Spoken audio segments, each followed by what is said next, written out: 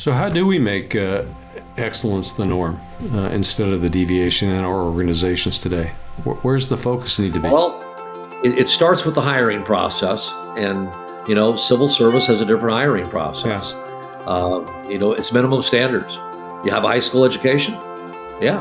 I was talking to a fire chief yesterday who's working on his PhD, and he says many of the people that EMS directors in a fire department, when they deal with, many of them are PhDs and MDs. And we are sending over a representative from the fire service with a high school education. Yeah. He says, and it's an embarrassment. So his focus is on higher education. I'm a big fan of higher education because I think in the educational world, you get diverse lines of thinking.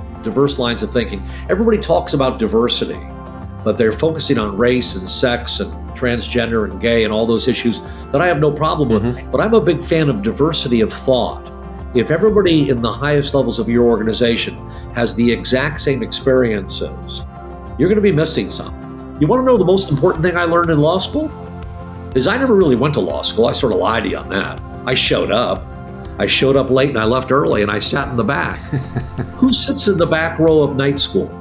Pregnant women, nursing women, women with babies. They sit in the back because they got to leave when the baby starts crying. They got to leave when the baby needs to get the diaper change. They got to leave to feed the baby and all that stuff. So I sat in the back row with these pregnant women, and they would grab an extra set of handouts for me, and I would stay there, and the second the instructor turned around, I'd leave and go back to work or whatever I was doing. I never really went. I graduated in the top half of the bottom 10% of my class. I was way down at the bottom, and these women were number 1, 2, 3, 4, and 5 in the class.